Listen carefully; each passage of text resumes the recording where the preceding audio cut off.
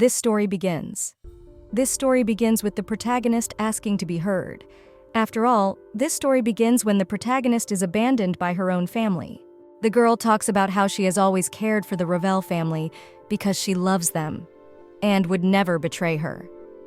At this point, the guy holds his sword in front of the girl's face. He says that after the protagonist dared to make an attempt on her older brother's life, she can no longer be called his daughter. The father says that the daughter has herself to blame for everything. Duke Adela Ravel's daughter was a child who longed for the love of her family, but her family only adored their eldest son. In order to maintain his ideal status, daughter was asked to use daily parents attributed all the merits of the daughter only to the son. The girl was also humiliated by her spouse, and even the maids treated her terribly, and the stepmother turned a blind eye to everything. No one respected and did not love the protagonist. But despite everything, Adela considered it her duty to preserve the honor of her family, but to everyone's patience. One day comes to an end, and Adela was unfortunately no exception.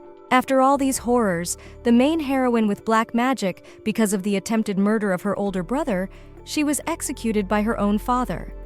But the main problem was that after her death, the protagonist was reborn into a poor girl, and she had to find a way out of the trap. Since Adele was being harassed as usual by the maid, she got a little overzealous, which caused the protagonist to hit the wall. And at that moment, her whole past life flashed before her eyes.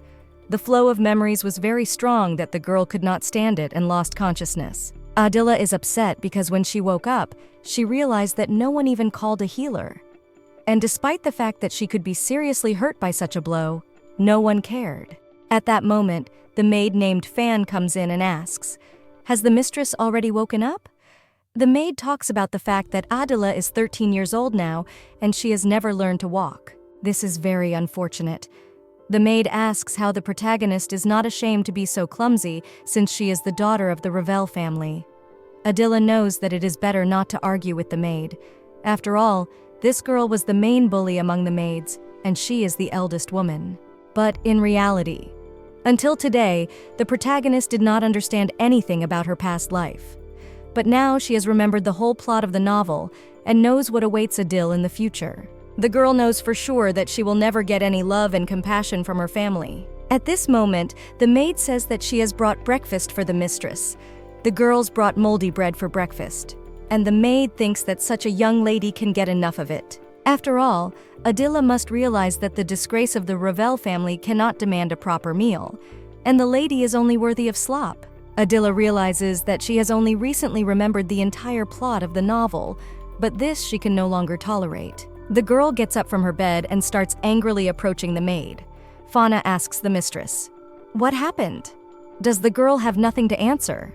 The protagonist comes very close to the maid, and Fauna talks about how she thought so. After all, a low life like the mistress must suffer. At this point, the protagonist stretches her arm to the maid, and only screams can be heard outside the door. The other maid runs up to the emperor at this time. The emperor doesn't understand. Why make such a noise? And what has happened? The maid talks about Lady Adela going crazy. No one can understand what's wrong. But when the maids look into the young mistress's room, Adela pins the fan maid to the floor with her body and says that she is her mistress. And so generously she gives her breakfast to the girl. Adela asks how the fan dares to refuse it. The maid apologizes, since she didn't mean to be rude to the young mistress. Adela made the girl eat the bread that was brought to her, but the maid felt sick. Adela asks what is the big deal since she just shared the food with her maid. She asks, "Does her food taste terrible?" The emperor goes to the door and sees what is happening, but in that moment, Adela rejoices at how good she is. The protagonist hopes that after this wonderful performance, she will simply be kicked out of the family and live like a simple person. After all, she thinks that this is a great plan, and she will do anything to get a bad ending. After some time, the whole family gathers around the table, and the father asks his daughter what it was all about. Adela says that her father doesn't dare to judge her because she just repaid the maid for always feeding her slop with the same coin. The emperor is surprised that his daughter was fed slop. Adela says that apparently the father is not interested in his favorite daughter's life. The elder brother gets angry and asks how dare Adela complain. After all, she has no magic and can't even fence. and a scum like Adela doesn't deserve any more treatment. The elder brother talks about how servants need to relieve stress, and unlike Adil, they work hard. And the girl should be grateful that they show some care to her. But the father talks about Sharon saying unnecessary things with such words. But the stepmother starts to get angry and says that because of the daughter, they are all ridiculed by the upper class. The woman is the heiress of the great magician who can't even do sorcery. The woman talks about how she is not going to condescend to her daughter after this. Adela realizes that she is a disgrace to this family, and that's why. The head of their family should be her elder brother Sharon. The protagonist realizes that all the problems happened because of this woman. Answer: Adil's mother died in childbirth. The role of the wife of the head of the Ravel house was taken by her stepmother Medina. She wanted her son to become the head of the Ravel family, but the main heroine got in her stepmother's way. The stepmother told the girl to realize that she was not fit to be the head of the family, but that doesn't mean that Adela can't be useful to them.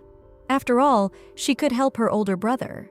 The stepmother promised that if Adela stood out and used magic, her father, older brother, and her would love her. And the girl just believed her. For after the death of her mother, everything changed. No one was to the protagonist of mercy, and the father forgot about her existence. All began to control the stepmother, who took advantage of the weakness of a lonely little child. Adela Ravel was an ordinary girl who longed for love from her family. Adela goes to Mrs. Medina and tells her that this play has to end. Sharon and stepmother start getting angry. Medina doesn't understand what Adela is talking about. The main character talks about being forbidden to use magic, all so that her older brother Sharon can become the head of the Ravel family. The father asks what the daughter is saying. Sharon at this point starts laughing and says that he has never heard anything sillier in his life.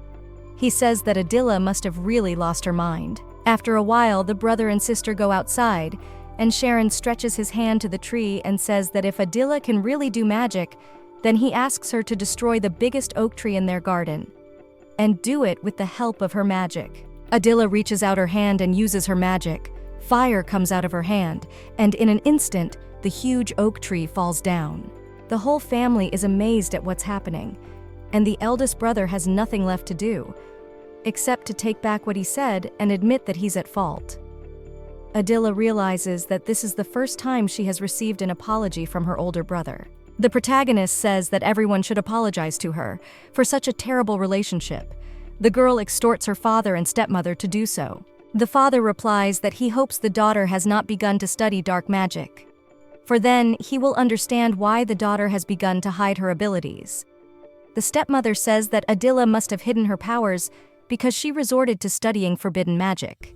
But at that moment, the protagonist directs the water with her magic right into the stepmother's face. And now, Adela asks that everyone remember that every time they speak obvious nonsense, she will pour water on them. And Adela never learned any forbidden techniques. It was her stepmother who silenced her the whole time. Adela literally poked them in the nose, that she could control magical power. And those stupid father and stepmother still think Adela has something to do with dark magic. Adela is surprised that these people dislike her so much that they can't even look the other way at their daughter. Sharon asks what is all this nonsense, as Adela would never study dark magic. Adela is very much surprised to hear this. Is Big Brother really on her side? Sharon says that Adela would not study dark magic because there is no logic in it. And with her magical potential, Adela could have studied dark magic. But all her time was spent within the walls of the mansion. The son turns to his father and talks about how if his father keeps insisting on his own way, he will appear to be a true fool. Adela asks, why does her brother think so? Sharon replies that to learn dark magic you need books, which they don't have in their house, and a maid would never buy such a thing for the mistress. Then the brother concludes that the Ravel family hid books on the dark arts in their house. Sharon says that they would have to be so stupid to bury themselves that way. Adela is happy that Sharon is protecting her, and now the girl throws herself into her big brother's arms. But Sharon replies that he is just putting the prosperity of the Ravel family first, that's all. Adela starts crying, but her brother calms her down. The protagonist talks about how it has never happened yet that they are on the same side. Adela talks about how beautiful it is. Sharon apologizes to her sister, he asks. Did she really hit her head hard? According to Adela, it was her stepmother who made her hide her gift. Sharon doesn't understand why the stepmother would do such a thing. Medina asks if it's not clear. After all, she did it all for Sasha. Mother says that since the day her son was born, she did everything for him. And Adela was only interfering with her plans. Medina says that Sharon was more suited to be the head of the family than Adela, and she tried very hard and everything for Sharon's happiness. The woman asks her son to understand her. After all, she is his mom and just wanted the best for him. But at that moment, the woman gets hit in the face with water again, and it wasn't even Adela who did it. It was Sharon. The son says he spent years studying earth magic, and he didn't use water magic. The father goes to his wife and asks why Sharon is doing this. Sharon uses his magic again and tells mom to listen to him carefully. Sharon talks about how he will become the head of the family, only if he fights Amin in a fair fight. The son doesn't want anyone's handouts. He asks, does his mother have so little faith in him that she's resorted to such dirty methods? The son throws water on mom again and asks who sat her up about it in the first place. Sharon doesn't understand why the mother she just didn't believe in him. Adela starts screaming and tries to stop her brother, for it seems that Medina has fainted from such a shocking event. After some time, the father asks his daughter to apologize. He tells Adela to forgive him for everything she's been through, for not believing in her, and for the way she was treated by the servants and his own wife. Father says that as an apology, he will do anything. Adela wishes. The protagonist is surprised at the way her father speaks to her now. After all, once he knew about everything, he immediately became a kind parent. The protagonist doesn't understand that he had to show his kindness before, and now he can only choke on his apologies. But the girl realizes that she needs to be calm, and she cannot give in to the sight of anger. After all, now her main task is to leave this family as soon as possible. And even though her father has come to his senses, but after all that Adela has been through, she has no intention of forgiving them. After all, in a past life, her father took his daughter's life when Adela was on her knees, and her father's sword was in her neck. Adela says she has one request for her father. She asks for permission to disown the Ravel family. Adela says that this arrangement will suit both Medina and her older brother. Sharon will be the next head of the family, and everyone in high society considers Adil a mediocrity. So it won't affect the reputation of the whole family. But the father refuses to fulfill such a request of his daughter. Adela is very much surprised, but the father is not going to kick out his own daughter, especially when she has such a huge magical potential. Adela gets angry, but Sharon also doesn't understand what his sister wanted. He asks if Adela has thought about her fiance, Duke Beck. Adela is shocked. She really forgot about it. She is 13 years old, and at this point in Adila's life, this guy breaks in, who humiliated her in every possible way. He said that Adela was an indentured servant who wasn't worthy of breathing the same air as him. He asked how Adela dared to say anything to him at all. After all a girl has to do is follow his instructions. The fiancé of the protagonist is the son of the ducal house of Beck named Valero. Adela tries to run away, but her father asks where his daughter is going. Adela realizes that she is not going to connect her life with such a monster as this guy. The girl screams that she is going to break her engagement to Duke Valero. There is no way Adela is going to marry him. The father's eldest son is surprised at what is happening. Adela realizes that everyone has found out about her powers, but they did not care about her as they do now. The presence of magical powers in the protagonist will not change anything. At this time, Adela is in her room and lies on the bed. Suddenly, she gets up and thinks that if her father doesn't care what she says, then she can ignore his inhibitions in return. The protagonist goes out to the balcony and talks about how even though she was forbidden to leave her room through the door, no one said anything to her about the window. The protagonist decides to break this engagement at any cost. But when Adela sees the view from her balcony, she realizes that it is very high, and if she jumps off, she might die. Adela thinks about the fact that she should have practiced wind magic more than she did. At that moment, the protagonist's eyes dart to the corner where the broom stands. The girl picks it up and thinks about the fact that she has never tried to fly on a broomstick before, but she has no choice. She doesn't even know how to get on it properly. After all, somehow people even fly on this thing. Adela thinks of it like swimming, and you have to fall into the water once, and she can do it. A moment later, The protagonist is already flying off on her broomstick and landing in the county of the Beck family. Adela bursts through the window and falls to the ground. She talks about being in a lot of pain. The lord in the room the girl has fallen into asks who she even is. But Adela tries everything to make the guy listen to her. The protagonist talks about her name is Adela, and she is the future bride of the gentleman. Valero is surprised. He asks, "Is this really the talentless daughter of the Ravel family?" The guy tries to hit the girl, but Adela fends off his blow. She doesn't realize what's going on. Valero, still waiting for the day when he can finally meet his fiancée and fix her up for himself. Valero starts yelling at the girl and asking why on earth she is keeping quiet. He tells Adela to apologize immediately for breaking the window of his house. And then, so be it. Valero will forgive the girl. Valero starts shouting that he is already waiting for an apology from the girl. Adela thinks about how this guy is awful, as he always is. Adela is surprised at the fact that her father still has questions. Why she doesn't want to marry this guy. The girl talks about how it's really her fault this time. Valero talks indignantly about how he is the second son of the Beck family. He asks why Adela is treating him so disrespectfully. Valero tells Adela to just apologize, and then he won't tell father what his fiancée has done. If Adela doesn't, her family's reputation will suffer, and Valero may even back out of the engagement. Adela replies that Valero can do what he wants, and she honestly doesn't care at all. The protagonist is not interested in whether or not her family's reputation will suffer. Valero asks why this is so. Does the girl really care that much about her family? Adela replies that she doesn't care so much that she wants her family to disown her. An incredible thought comes to the protagonist's mind. After all, she and Valero are in the same position, and he too is despised by his own family. Because of this, Adela thought they could start a family and build it on love and mutual respect, the kind of family that neither of them had. But Valero proved to be too rude. He was constantly yelling at the girl and asking how dare she talk to him in such a tone. Valero talked about how even if he is her husband, it doesn't give the girl the right to be so familiar with him while talking to him. Valero told Adela to know her place, and for every mistake he promised to hit the girl even harder. Then, the protagonist had no choice but to apologize to the young master. But now, Adela is already in the room of Mr. Valero, and says that it is better to deal with Valero now than to deal with their family life later. Valero gets angry and asks who gave the girl the right to lie on his bed.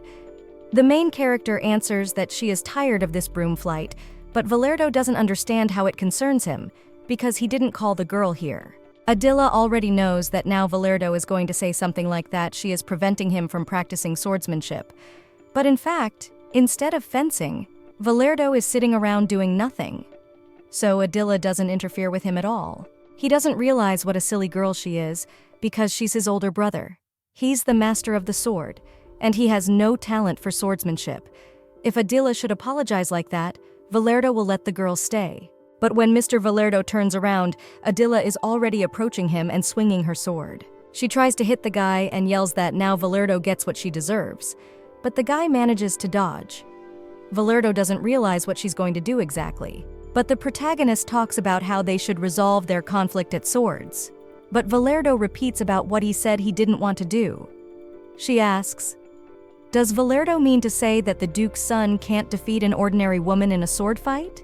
The protagonist says that now the boy will be disgraced if she tells anyone about this. Valero takes his sword too and says that Adela provoked him herself, and after that she should not cry as Valero will smash the girl to shreds. But at this point, Adela tries to stop the guy. Valero doesn't realize what's going on because he said he wasn't going to kill the girl. But at that moment, Adela says that she pulled her shoulder. She's in a lot of pain. The protagonist wanted to attack the other, but ended up hurting herself. Valero says that he didn't expect anything less from the mediocrity. But at this moment, the protagonist is agonizing in incredible pain. Adela is already regretting that she came to this place at all. It's better. Let the maids humiliate her instead of this guy. But Adela says that after that humiliation, she can't let the guy live. Valero doesn't understand what the girl is saying. But Adela apologizes, but her shame must not have any witnesses. She says to let the guy die. Valero starts getting angry and says he is fed up with the girl. The Lord bandages the girl's hand and asks why she even takes up the sword if she can't even fight. Adela realizes that it's her own fault because she came to this place to break her engagement to the young lord. But looking at Valero now, Adela remembers her past. And if she remembers, in an affair Valero would never treat her wounds. And the reason why Valero became so insufferable is because of his older brother. After all, Valero has always talked about how his older brother is a master of the sword, and Valero has no talent for that. Adela realizes that Valero is a reflection of her past life, the part that was driven by hatred for all living things. Valero approaches the protagonist and puts his hand on her shoulder as well. But they are startled. Valero asks why Adela is so scared. Valero tells the girl to leave. After all, he has already finished dressing her and she can go home. Adela tries to thank the guy, but Valero talks about how he won't tell his brother that he saw the girl today. But he asks that Adela remember once and for all that the only talent in their family is his older brother. And Valero doesn't want to hear anything more about fencing. Adela says that in that case, she will continue to come to this place every day tomorrow and the day after tomorrow. And she will do so until Valero teaches her fencing. Valero doesn't understand what this girl is listening to. After all, he said he doesn't know how. But Adela says that the thing is that she originally came to this place to break her engagement with him. But looking at Valero, she thought that if she just break the engagement, it won't give her any satisfaction. So Adela changed her mind. Valero doesn't understand what this even means. After all, he will defeat this girl in a sword fight. Adela talks about what Valero said about not being as talented as his older brother, but the girl is going to prove by example that talent means nothing. As soon as Adela defeats the boy, they break their engagement, with no regrets.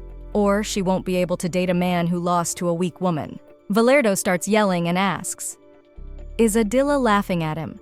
After all, he is not going to teach that girl who is plotting to overpower him. Adela offers the guy money.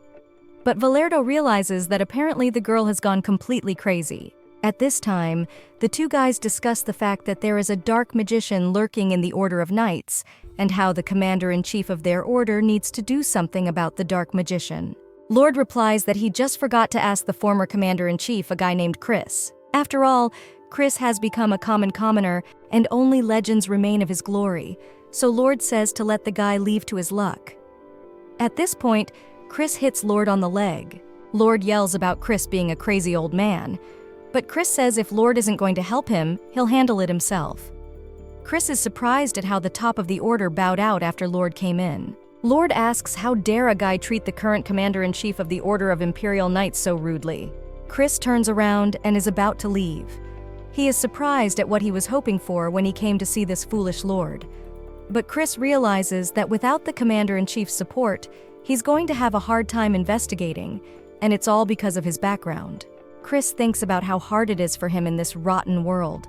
But at that moment, a huge sword falls in front of the guy, and he asks what the girl is doing. The girl's excuse is that the brass accidentally slipped out when she swung it. The guy yells that the girl should hold the sword tighter. After all, what normal person would be able to throw a sword right through the window of the mansion? Chris is surprised to see the sword in front of him. He doesn't understand. Isn't there some kind of training going on right next to him? Suddenly, he remembers the voice of the Duke's youngest son. Chris realizes that it can't be. After all, he heard that Valero had given up from fencing and swore never to pick up a sword. Chris looks out the window and sees that Valero is indeed standing there. And at that moment, the gentleman is training someone. Chris doesn't understand how this girl was even able to get this stubborn one to pick up the sword again. Chris doesn't realize who this beauty even is. Chris sees that it's a lady standing across from a young gentleman clearly from a noble family. Chris doesn't understand what this girl would do in this place. Also, this guy has never had any friends. Chris is surprised that Valero would even be alone with the girl. Valero would rather believe in the end of the world than that Mr. Valero was finally able to make friends with someone. After all, Valero has always talked about how socializing with people only tires him out. Gennady realizes that as the former commander-in-chief of the order, he is obliged to find out more about it. At this time, Valero tells the girl that Adela must hold the sword or she will be injured again. Valero sees that the girl is more hopeless than he even imagined. Adela starts screaming and talking about how she thought she was a born swordswoman. After all, in her head, that move was perfect. Valero asks what the girl even thought of herself. Adela turns around and walks away. She starts to cry. But Valero yells for the girl to get her sword back and walks back to him. Now, Adela heads to retrieve her sword. The protagonist remembers that in her past life, she should have spent her time not studying dark magic, but fencing. But suddenly, the protagonist crashes into some guy who says that the young lady shouldn't bother. In fact, the guy says that he was just about to leave the mansion and a sword fell at his feet. In front of the protagonist is Chris, who says that he was wondering what kind of lady is launching balls at the windows in the company of Duke Beck's second son. The guy holds out the sword to the girl and tells Adela to hold it. The protagonist thanks the guy for what is happening and looks him straight in the eyes. Adela realizes that this can't be happening. At that moment, Valero walks up to the girl and sees Mr. Chris standing in front of him. Chris is happy that they even say his name with glee. Adela thinks about the fact that this guy is the past commander-in-chief of the Imperial Knights. And this guy didn't figure much in the novel, but the girl remembered him from the illustration. Valero says that if Chris is already here, he must have met his brother Rhoda. Chris talks about exchanging a few words with his brother. Valero sees that it's the former commander-in-chief that took money from the Night Order's coffers. Chris has also been accused of violent acts against ordinary people. And he even blackmailed his subordinates, which got the guy kicked out in disgrace. Valero becomes angry and clutches his sword in his hands. He says that after Chris's actions, dares to show his face to his brother. Young Master Valero takes his sword and swings against this guy. Adela tries to stop her fiancé, but at that moment, Chris only grabs the guy's sword with his 2 fingers and says that it is somehow rude to pounce on the man with complicated accusations. Valero and Adela are surprised from this guy stopping the sword with his 2 fingers. Chris says he's just an ordinary common man, and they nobles have pinned many sins on him. Chris takes the young lord's sword away and talks about his brother offering him a deal. Chris says either he'll be killed to shut him up, or he'll quit the order himself. Chris says he didn't have much of a choice, and now he's not only facing a bunch of false accusations, but he has to quit the job he loves. He asks if Valero has any idea what it's like. The young Mr. Valero falls to the ground in surprise and says that Chris is a pretty good fighter. Adela is surprised that young Mr. Valero first insulted the guy and now tries to praise him. To be honest, Adela doesn't know much about this guy. After all, Adela has never met him once in the novel, and this is surprising. After all, in the plot of the story, Adela teamed up with dark magicians who wanted to take over the country, and for this, she was sentenced to death. After all, they only wanted to free innocent people from the oppression of greedy monsters that rule this country. The organization of dark magicians began to manipulate the desperate girl and began to use her as a pawn. No one bothered to look into it. Why Adela gave in. The protagonist realizes that this guy Chris, as well as her falsely accused and deprived of everything. And maybe Chris isn't such a bad person. Chris approaches the protagonist and takes her hand. He asks who the girl is to the Duke's second son. Valero starts to get angry and talks about Adela being his fiancée. Mr. Valero steps up and wrestles the boy's hand away from the young mistress's hand. Chris is surprised at the fact that Adela is the guy's fiancée. But at this point, the protagonist asks for permission to introduce herself on her own.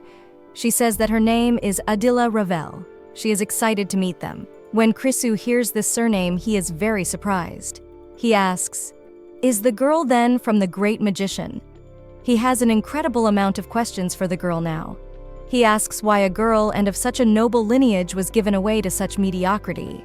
Valero doesn't like people and can't do anything at all. Valero starts to get angry and tells Chris to shut his mouth. Chris asks why the young mistress would even want to be trained in swordsmanship. She's a witcher. Suddenly, the Lord comes up to them and asks what is even going on in this place. But at that moment, Valero and Chris start hiding behind the girl's back, and the protagonist doesn't understand what's going on at all. The Lord says he came out of his office and found that someone had broken through the window. And in the process of looking for the culprit, he found the culprit. The brute who kicked him in the leg of his talentless little brother.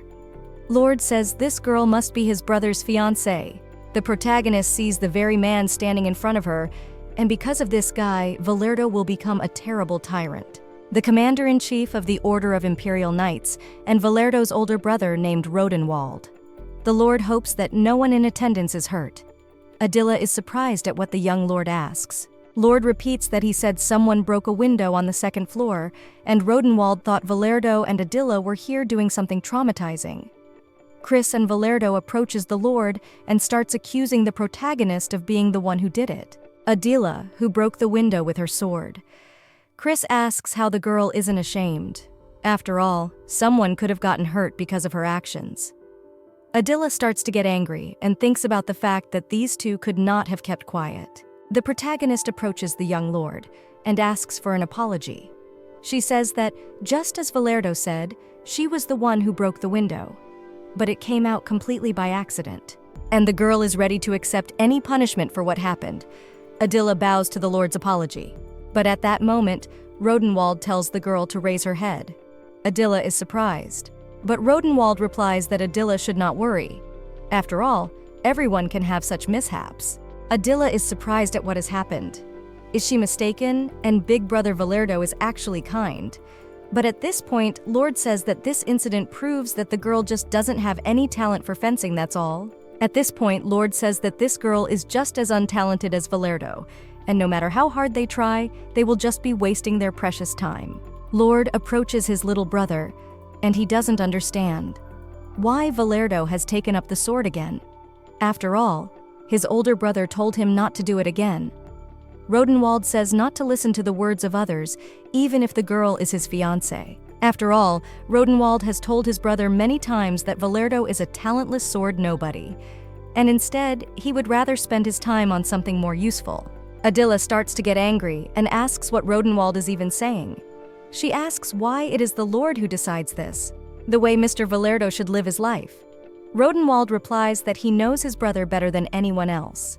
But Adela gets angry and says that if Rodenwald knows everything, then he must realize that Valerdo is behaving very badly and for loneliness and alienation. Rodenwald is aware that when his brother is in a mood, he becomes an overly capricious and vain boy. Adela starts yelling and talking about how Valerdo will never pass by a wounded man, and no matter how Valerdo feels about him, he will help. Rodenwald yells back and talks about how every time Valerdo sees a cat wandering around, Valerdo pretends that he's not interested in it, but after a couple minutes he's already bringing it food and trying to pet it. Adela gets angry and says that Valerdo likes pretty things, but Rodenwald replies, when Valerdo eats, it is always vegetables and not meat. Chris starts laughing, and Valerdo doesn't understand what the two are even saying. The protagonist thinks that if Rodenwald really knows everything about her brother, then she doesn't understand why Rodenwald is acting like this. The Lord replies that it's because he knows how hard his little brother tries, and he sees that his brother has no talent for it. And if Valerdo keeps this up, he will eventually be defeated because of his own weakness. Chris is surprised, and he approaches the protagonist and apologizes to the young lady, but he says it's simply impossible to change this stubborn man's mind. Chris says let you think Lordy is a cold guy from the outside, but he is very considerate of people, especially his younger brother. Lord walks up to the guy and slaps him on the head. Chris says that if the ENT is so attentive, he should have already found the dark mage who is hiding in the order. But Rodenwald doesn't understand. How many more times does he have to be told that this is not the former commander-in-chief's case, and Rodenwald will handle it himself? Adela doesn't understand. What kind of dark magic are we talking about? At this point, Rodenwald turns to the protagonist, telling Adela to listen to him carefully.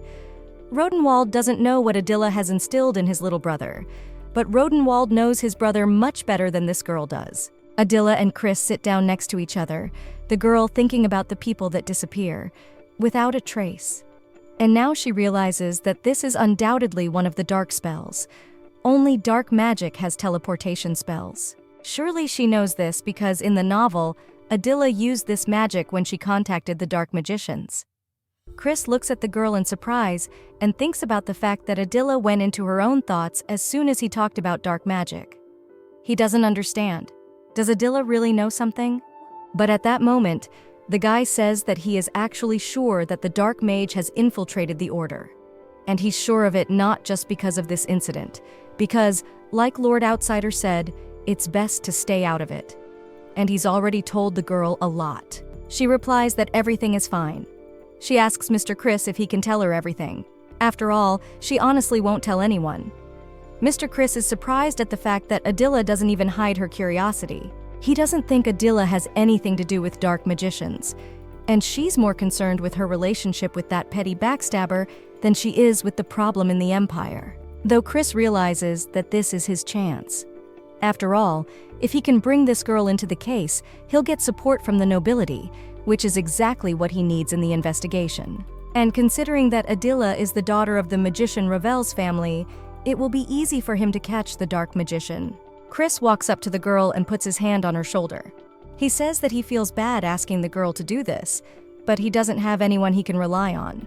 He asks if Adela would do him the honor of catching the criminal and saving their empire from evil. Adela replies that she will definitely help. Chris decides to take advantage of this girl's status and power. At this time, Roden, Wald, and Valero are talking.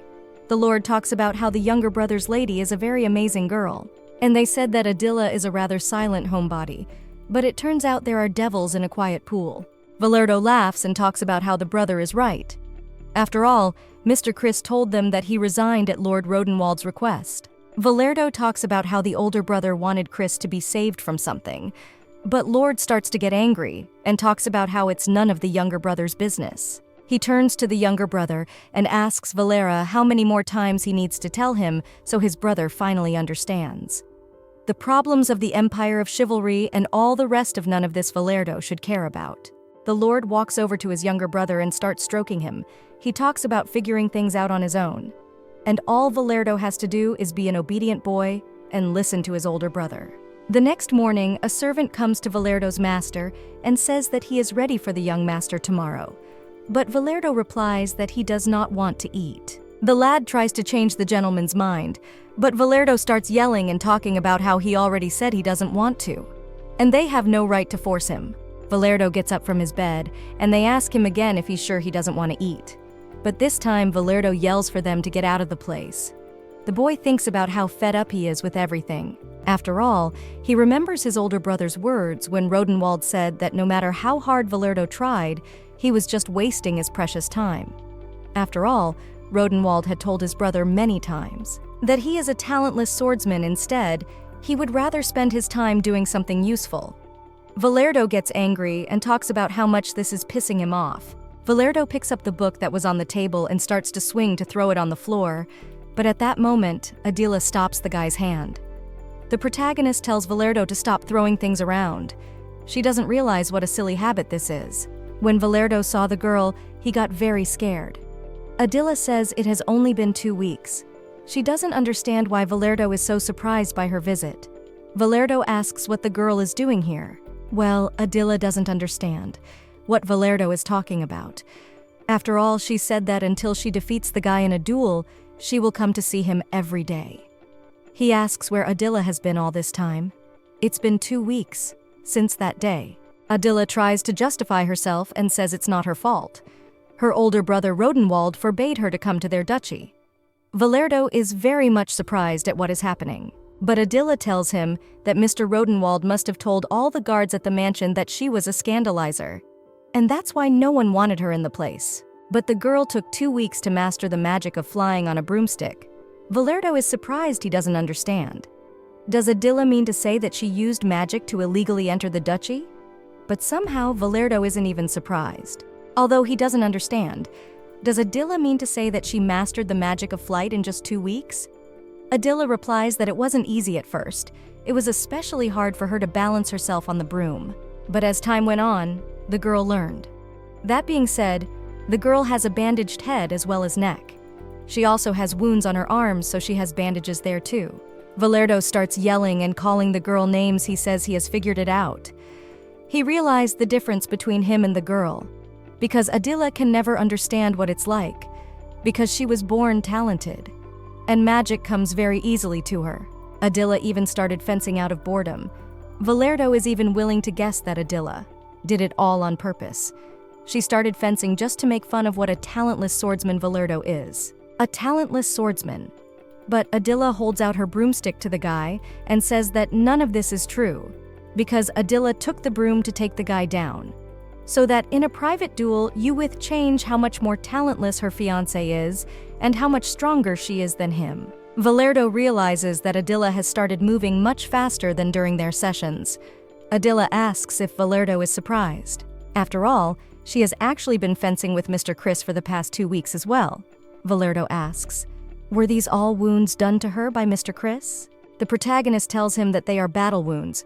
Adela says this guy makes a ruthless trainer. Surprised, he asks, did Adela really ask for Chris to train her to fight him in a fair duel? Adela says she did, but it wasn't just to fight. In fact, Adela is determined to clear Mr. Chris's good name. And to do that, she needs to join the Order of Imperial Knights. Valero looks at the girl in surprise and asks Adela to honestly tell him if she is a foolish girl. She asks Valero if he believes that Mr. Chris is innocent.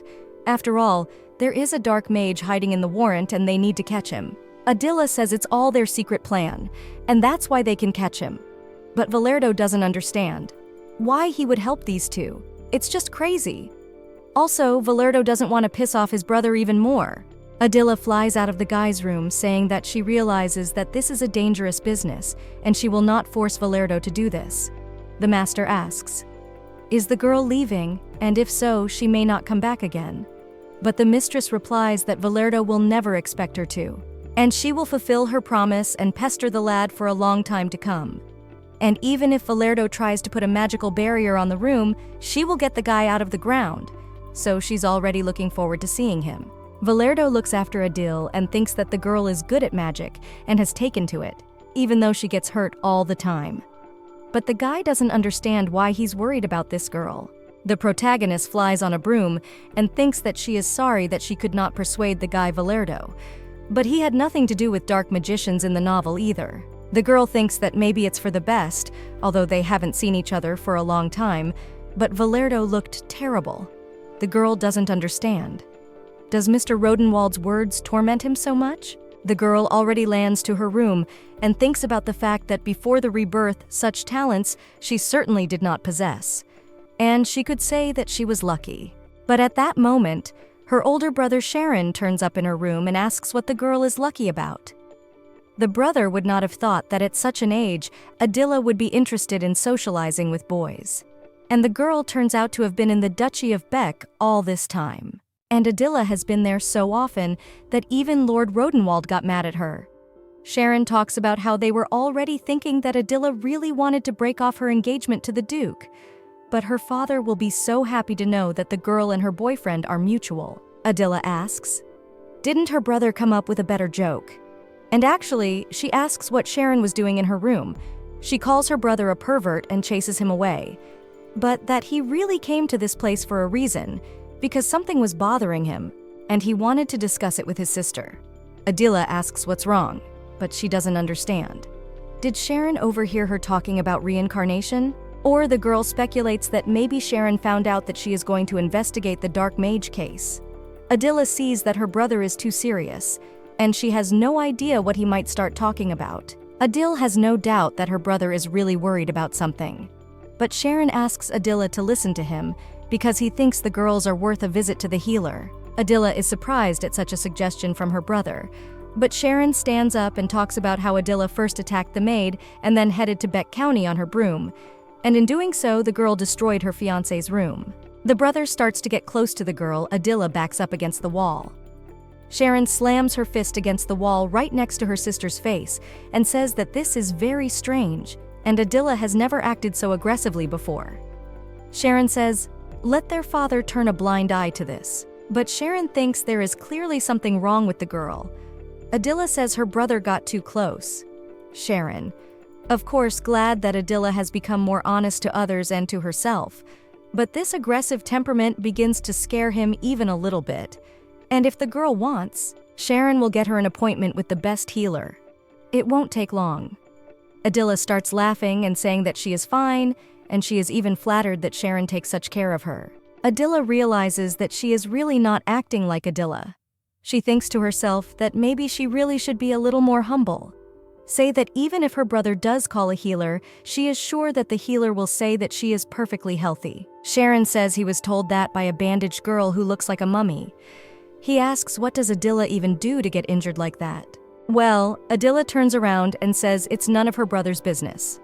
Sharon asks that Adela doesn't even tell him that she is going to dumb into the Order of Knights to clear the good name of the former commander-in-chief.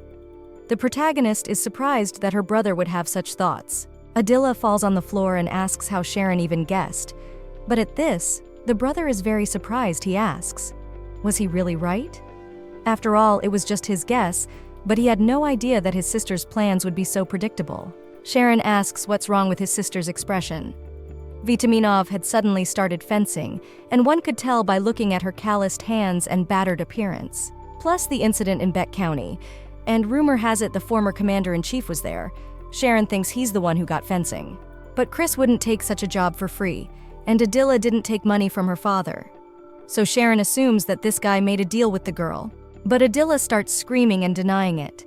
She says none of this is true, and she is suspicious about her older brother following her at all.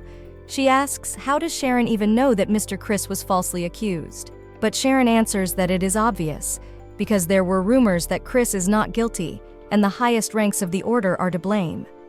And a recluse like Adela knows nothing about the world. One Chris loved his job and gave his all to the service, and everyone in the order respected him. Sharon says you give people something to talk about, and they'll spread foul rumors and revel in other people's misery. He compares it to rats in a plague. Sharon is on a completely different level from her sister. Adela asks if the guy will die if he stops and lets down the sarcasm through every sentence. Sharon says that on top of that, there are rumors that something wrong is going on in the order. Adela thinks about Sharon recognizing this father. But her brother tells her that these are common rumors, and they can be just rumors, or they can be true, and he asks what Adela is going to do in the Order of Knights. Adela doesn't know what she should do, whether to tell about the Dark Magician. But it's not like she has any proof. And Mr. Chris could just be imagining things too. Adela doesn't know if her brother will believe her after what happened. Sharon comes up to her sister and puts his hands on her head, and suggests that if he keeps winning the duel against Adela, she will tell him everything. After some time, Adela flies into the wall from the impact, and her ball falls on the ground. Now the girl has a huge bump on her head, and she is screaming about how much it hurts. Sharon says that fencing has always been his weakness, but defeating his sister was easier than even he thought. Adela starts crying and asks, did her brother really want to kill her? But Sharon says that he just took his sister seriously, and now that Adela has revealed her true powers, he is not going to give her any favors. Sharon won, so Adela has to talk. Everything they're planning. And if Adela lies to him, Sharon will tell his father. The protagonist promises to tell her brother everything already. After some time, Sharon asks, does Adela have to infiltrate the order to find the Dark Magician? The protagonist is sure that the Duke's eldest son Beck is hiding something. And Mr. Chris said that he and the current commander-in-chief made a deal, and that's why he was able to leave unharmed. And besides Mr. Roden, the protagonist is not at all to her liking. After all, he is the one responsible for Valerdo's changes. Sharon asks whether the sister is confident that she can cope. After all, it's not that the older brother does not believe in their success, but Sharon also wanted to conduct his own investigation into the knightly order, talking about how if they all work together, she is sure they will succeed. In the Empire, there is a qualifying tournament once a year, and those who are able to pass it can join the Knight Order as a cadet, regardless of their background. At this time, a crowd of people have already gathered outside the palace. At this time, Adele also passes through and meets Chris. The guy says that he had to kill a lot of time to create a real monster out of this girl, and he hopes that Adela will not let him down. The guy sees a girl already standing in front of him. The girl is wearing a special uniform and her hair is shorter. People are discussing the fact that this is the first time someone from the first year made such a fuss at the elimination round and fought against a nobleman. People say that this person didn't even touch him with his sword, but blinded him with sand in the face. He also beat him with his feet. One guy expecting a bully turned out to meet a docile fawn. Adela pretends to be the guy saying that she just wanted to get into the order by any means necessary, and all means are good. She says her name is Dia. The protagonist asks that everyone not bring up her weird nickname. The protagonist didn't expect her to make so much noise. After all, people are discussing that Dia is a bully and he beat the second-year knight. But Adela realizes that in other ways, she would not have been able to penetrate the order. After all, a few days ago, Chris asked that Adela listen to him carefully because he would make the girl the strongest knight. And since their enemy is in the order, the best way to track him down is to blend in. Chris said that Adela would infiltrate the order as a first-timer and grab this black wizard by the tail. Adela asks, "Can girls join the order?" But Chris says of course not, and they have to make a real man out of her. Chris says they should change the girl into a guy and there will be no problem. After all, Adela is still a teenager, and so it won't be hard to disguise her as a boy. Adela says that the qualifying tournament is very soon, and even if she starts preparing right now, with her skills she won't succeed. But Chris comes very close with his face to the girl and takes her hand. He says that the girl's teacher is the former commander-in-chief of the Imperial Knights, and Adela shouldn't worry, because Chris will teach her everything he knows. And besides, in the qualifying round, the girl's main task is to defeat her opponent. It doesn't matter how. Adela realizes that Mr. Chris is a scary man, and so she became a spy. The girl needs to follow an important man of the order and find the dark magician. The guy with blonde hair says that Dia goes to his goal by force, and he respects people like that. The guy puts his arm around the main character and says that Dia turned out to be a very nice guy, and he hopes that he and Dia will be great friends. The guy says that Dia can rely on him and he will tell and show him everything. Adela is surprised at how close this guy has gotten to her. The guy talks about something that after looking closer, he just now realized.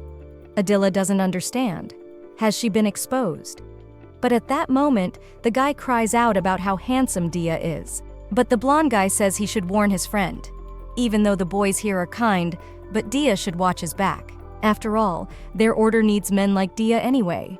And the boy is sure that Dia will please their commander-in-chief. But at that moment, he is interrupted by another guy and says that their commander-in-chief values only origin, not fighting ability. And if a man doesn't know, he means just dust under his fingernails. Dia's friend yells for the guys to stop spreading gossip.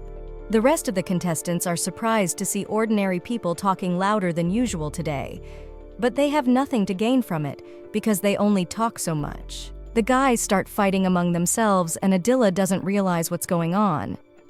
After a moment, a fight breaks out, and the blonde-haired guy says that since the former commander-in-chief left his post, then such clashes are not rare. Though this conflict has always existed even outside the order, so everyone should just get used to it. Adela doesn't understand the difference between ordinary people and aristocrats. After all, they all just want to protect their empire. The guy says Dia reminds him of someone. Adela asks who she reminds him of, and the guy replies that Dia reminds him of the former commander-in-chief, Mr. Chris, even though he was fired and had a lot of charges pending against him. But the guy knows Mr. Chris. After all, the Lord was never such a person and treated everyone as an equal, and no matter a common man or an aristocrat. The boy remembers when Mr. Chris fought Lord Roden Wald. Chris was moving so fast that the lad literally couldn't keep up with his movements, and it seems the lad will remember that battle forever. Adela thinks about the fact that Chris is really very popular among the cadets. And Adela, even though she has seen not the best side of the guy. However, in all this time, Chris hasn't seemed like a bad person to her. And maybe all these accusations may be false, but to her, she had yet to find out. After a while, Chris counts the documents and talks about how he asked the girl to steal the documents from Lord's office, but Chris never thought the girl would succeed. Chris says that it's luck. Adela takes off her wig and sees that she is very much happy. Chris turns to the girl and asks if she's feeling guilty. After all, an aristocrat stealing important documents is a terrible thing to do. Adela gets angry and thinks that she will hit this guy for sure. Chris asks if the girl has figured out something about dark magic, but Adela says that she hasn't found out anything. After all, he never showed up after all this time. Chris asks why Adela decided to team up with him. Adela doesn't understand what is going on, but Chris has been thinking about it for a while now. After all, Adela doesn't know if he is lying to her about dark magic or not. He wonders what if all the accusations that have been pinned on him are true. But Adela just agreed to cooperate with him so easily. And Chris doesn't understand why this girl. He asks what benefits Adela gets out of it. Chris asks if the girl remembers their first meeting. After all, his story is about a dark magician, and Adela behaved very strangely then. The girl wanted Chris to tell her more about him. Chris comes close to the girl and Adela rests her back against the wall. Now Chris is hovering over the girl. He asks if Adela is hiding something from him. The guy says that they are partners and why doesn't Adela tell him the truth? But the protagonist refuses. Chris moves away from the girl, and Adela says that they don't have such a close relationship.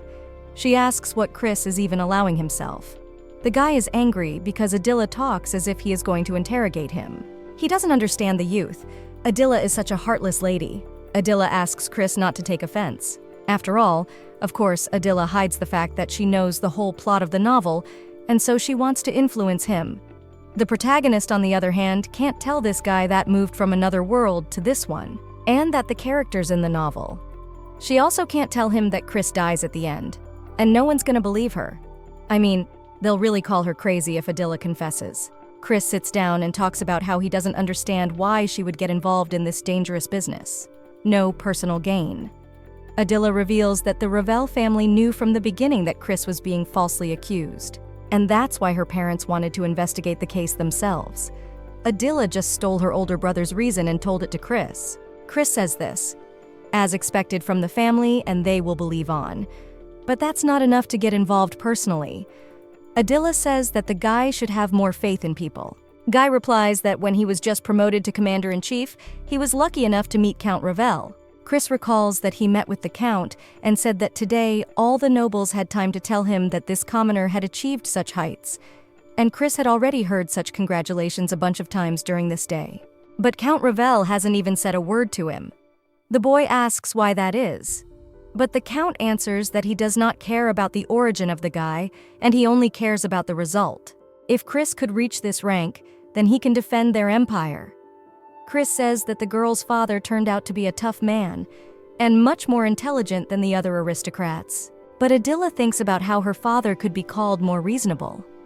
After all, he was angry that his daughter had taken up dark magic, so he hid her abilities. And in this life, he said it was a shame that he knew nothing about his own child. Chris says that the Count also told him that they would be on his side as long as Chris was useful to their empire.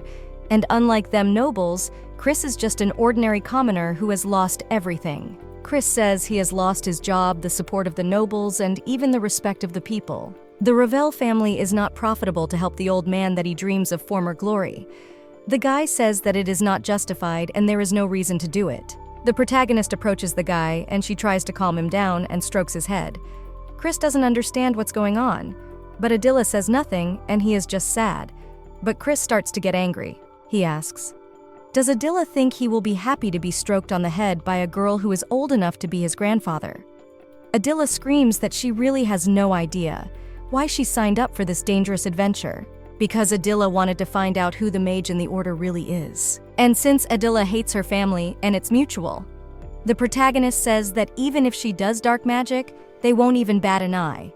And she just wanted to disown that family. Chris says that it seems their family is not that simple. Adela realizes that it was the same with Roden. The girl just can't get past those who need her help. She asks if Chris wants to know why she wants to know why she's doing all this. Chris replies that actually he would like to. Chris asks if Adela should just finally answer him and stop playing games with him. Adela replies that her brother said the same thing, that it would be dangerous and completely unprofitable to get involved. But that's not the point. If Adela helps a friend who needs help, that she can't refuse him. Chris is surprised that Adela just called just people on her friend. Chris asks if Adela realizes that not everyone she knows should be called a friend. But Adela just wanted to be nice. Chris walks up to the girl and puts his arm around her.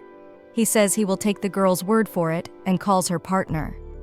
Adela thinks about how it's a shame that she and this guy never got to meet in the affair. But now she is glad that she was able to be friends with this guy, asks Adela to steal the order's budget papers tomorrow for the sake of her dear friend, planned 5 years ahead. The protagonist has put her wig back on and changed into her uniform. She carries a huge stack of papers and doesn't understand how no one has noticed the disappearance of so many documents until now. It seems to her that she has already even come to terms with what she commits every day. It's a crime. And yet she rejoices at how good she is as a spy if she's never been caught. At that moment, the girl hears Lord's voice giving the daily routine for the day. the moment the girl drops all the papers and starts hiding. Lord tells his subordinates about the daughter of the family Mizinst, a very complicated person, so guys should try not to make her angry every time. Adela sees a familiar face in front of her because it is the commander-in-chief of the Imperial Knights, Mr. Wald. The subordinates answer the Lord that they have been assigned to escort the daughter of the Mizinst family, while the commander-in-chief deals with her father. Not surprising, since their commander-in-chief is a duke. Wald says that the boys have had enough talking and need to get down to business. At this point, the boy asks if the commander-in-chief has heard. He's a new recruit named Dia. The Lord replies that he's not interested, but the guy tells him that Dia is a very persistent guy despite his age. But Lord doesn't realize if the guy is even listening to him because he's not interested. One of the knights turns to his friend and says that when he looks at the Lord, for some reason he remembers Mr. Chris. But the knight gets angry and tells the guy not to mention that name or something bad will happen. At that moment, Lord turns to them and starts getting angry. Adela doesn't realize what's going on there since she can't hear anything. The knights discuss that it seems that an unresolved conflict has broken out between Lord Chris and Lord Wald, and therefore one must never speak of Lord Chris in front of the Lord ever. The Lord says that the knight's job is to take care of the Baron Mizinst's daughter, and from now on, the Lord says to make the lads remember that if he says he's not interested, then he's not interested. Guys apologizes. Lord turns around and walks away. Adela doesn't understand. Did Wald really scold these guys? After all, Wald is a character about whom not much has been written in the novel either. He made a terrible first impression of himself. Lord, of course, is very protective of Valero, but that only makes him worse. And for some reason, Lord hates Mr. Chris. But it was Lord who made him leave, keeping Chris alive. Suddenly, the protagonist thinks that maybe it is Lord Wald who is somehow connected to the Dark Magicians. Adela is happy that she is smart, and such an idea came to her. The knights are already getting into the carriage and ask if this carriage has only the right luggage and if they didn't take anything extra. After all, the knight had just indicated that they heard the maiden's voice. The knight tells his friend that he will need to get some sleep after this mission. Meanwhile, Adela is sitting in the carriage, and she doesn't realize where she's gotten to. At the Ravel family palace, the count is talking about how he hasn't seen his daughter lately. The father repeats this again so that his son can hear him, but Sharon replies that he heard his father perfectly well the first time. Sharon asks, "Has the father forgotten his son warned him?" Adela is so interested in swordsmanship that Sharon rented her a house deep in the mountains and hired a teacher so that she could practice in peace. Father knows his daughter. Once Adela gets a new idea, there's no stopping her. And yet father is worried. He asks who will take care of his daughter in the mountains. Adela left without saying anything. Sharon says Adela is quite independent, for her age, and so her father has nothing to worry about. The count says that if the son is so sure, he will believe him. But Sharon realizes that he is not sure at all, and he has to lie to his father, and it's all because of his younger sister's whim.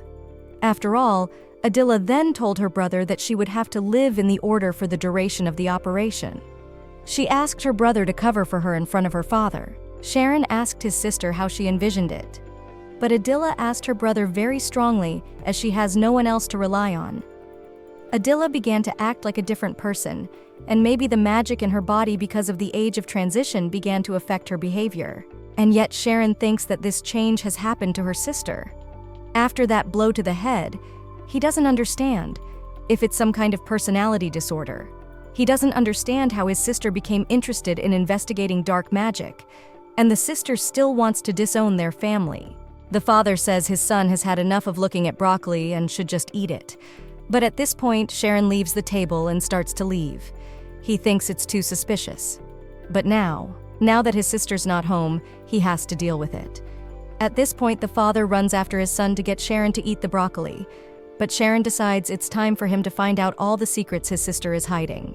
The guy walks into his sister's room and thinks that as her older brother, he is obligated to figure it all out.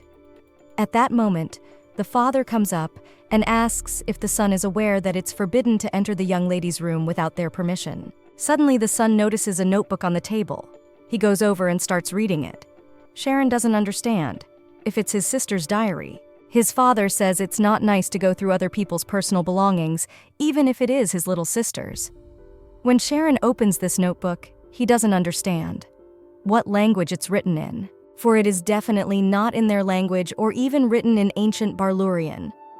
Sharon has read many books in his life, but has never seen writing like this before. Sharon takes this notebook and hides it in his clothes. The boy leaves the room, and his father catches up with him again. The Count asks why the son stole his little sister's diary. Sharon replies that he needs to do some investigation.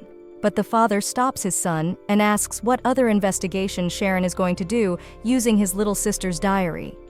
He tells the son to return his sister's diary back to its place immediately. At this time, Adela is still in the carriage, and when the knights stop, Adela hits his head. The knights get out and head. When the knights get up, they are greeted by the lady and apologize for keeping her waiting. Adela looks around and realizes that they have already reached their destination. The knights introduce themselves and say that they are from the Imperial Order and they will be escorting the girl today. The girl gets angry and starts screaming. She asks, does she really want to be told that she will be escorted by commoners? The girl says she'd rather die than breathe the same air as those knights, and she'd rather bake from a mud puddle than be near them. After all, the mistress has heard that they are just people washing their clothes in puddles. The knights are trying to calm the girl down, and they want the mistress to listen to them. But the girl replies that Yoma doesn't understand Cherney's language. She asks why the knights didn't bring an interpreter. But so be it. The Yoma will explain in plain language what commoners should not do in her presence. She says the common people are but dust under her fingernails, and they must listen to her unquestioningly, for they have no brains of their own and must not talk too much. For talking is a human privilege, and they must not breathe or eat in front of their mistress, and they must stay as far away from her as possible. Mistress hopes the plebs understand. The knights agree with the lady's words because they have no choice. At this time, Adela is surprised in the carriage. She does not understand where she is going. After all, the task of these knights is to accompany the lady named Yoma. But the protagonist realizes that if you remember, in the novel was this girl with the most broken psyche of all. At that moment, Adela suddenly remembered this girl's hairstyle and dress. That's when Adela met this girl. And Yoma said that Adela had no place anywhere, even among the noble ladies. She received only insults and humiliation. Adela recalls that there was an arch in the novel, where Adela's rival appears, and it's the same girl. After a while, the carriage sets off, and one of the knights says that they finally managed to persuade the lady to come with them. After all, for another minute, they with her just cannot stand it. The protagonist never thought she would meet this psychotic girl so soon, but she doesn't understand why the order was assigned to escort such a significant figure. At this time, one of the knights pulls out a knife and says that it's still a good thing they were allowed to get rid of that annoying girl. Adela turns around and doesn't realize what is happening. At this point, she turns to the knights and suggests that they live amicably. The knights are surprised to see that the knight Dia is in front of them, and they are very much frightened. But the protagonist now doesn't understand why she even came out and was seen. The knights begin to shout and ask where the knight Dia even came from, but the protagonist replies that she's been sitting here all this time. The knight asks, does Dia mean to say that he's been sitting here all this time listening to what they've been talking about? For even the fact that they want to kill the Count's daughter misenced. Dia thanks for reminding him, but he asks who is watching the road at this time. And in an instant, the carriage crashes. Yoma looks out the window to see what happened, and she sees that the carriage hit a tree and broke it. Yoma doesn't understand what these people are doing. Yoma becomes angry and screams. She asks how dare the knights do this.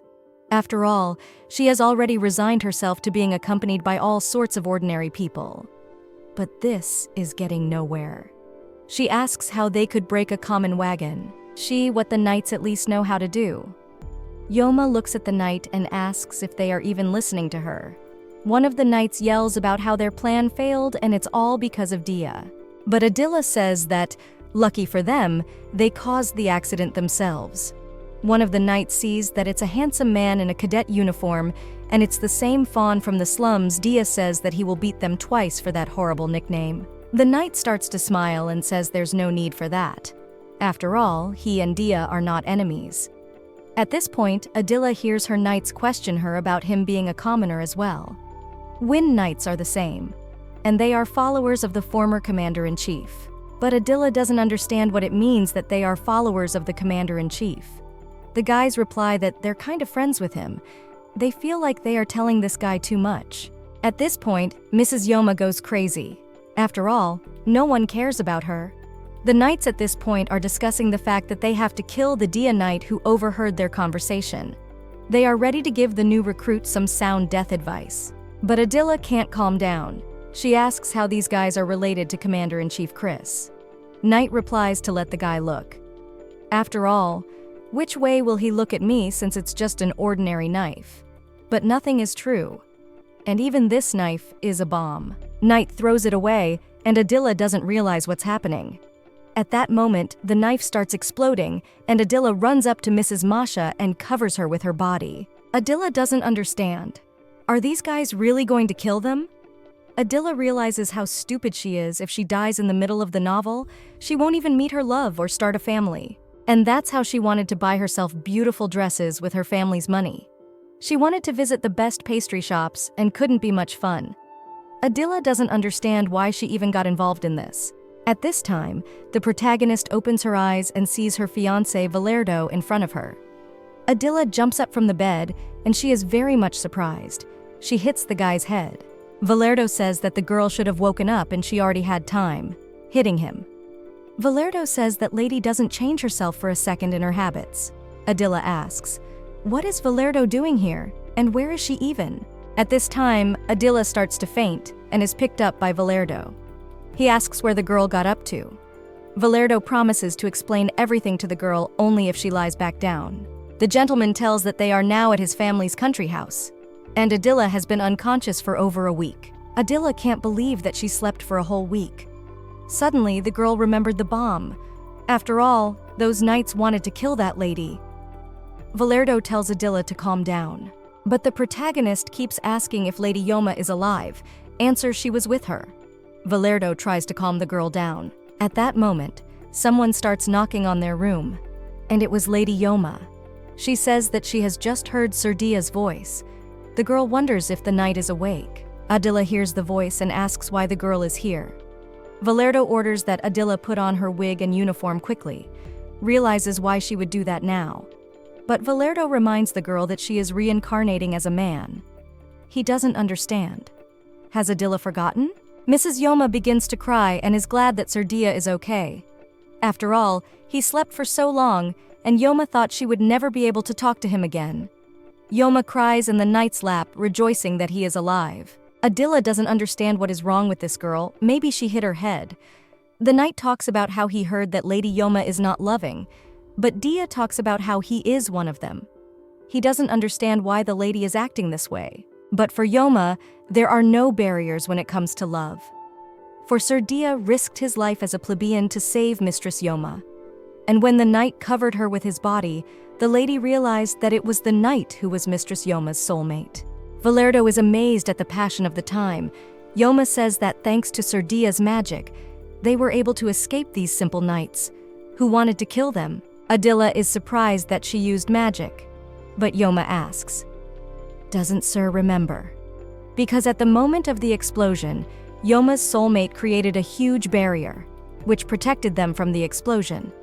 But immediately afterward, the girl's fiance fell unconscious. Yoma cried under his cold body, but then, by great fortune, Sir Valero's carriage passed by and he saved them.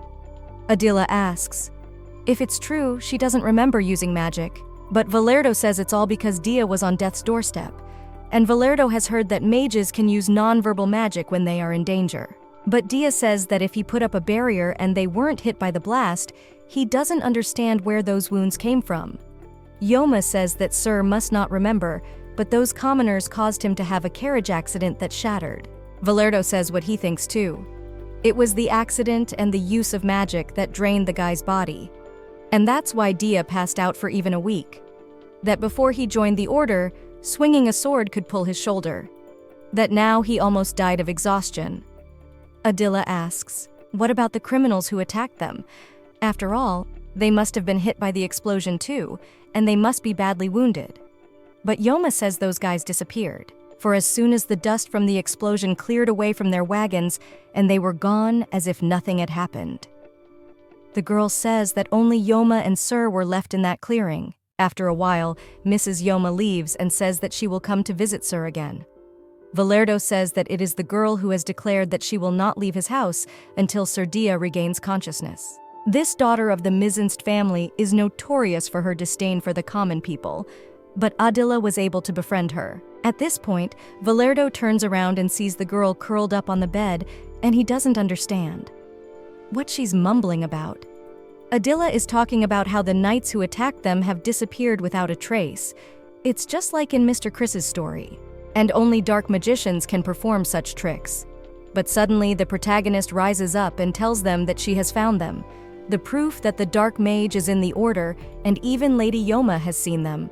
After all, they're close to catching him, and that's a success. The girl says she must tell Mr. Chris immediately, but suddenly the girl hears some loud explosion. It is Valero hitting the table and tells Adela to shut her mouth for at least 1 second. Adela doesn't understand what's going on and why Valero is angry. After all, she's doing great. Valero asks if the girl even realizes what she is saying. After all, Adela was on death's doorstep. Adela realizes that she knows. And if it's true, and the dark mage is in the order, he knows the girl by sight. And it costs him nothing to get rid of a weak girl like Adela. The protagonist gets angry and asks, "Does Valero think she's so helpless?"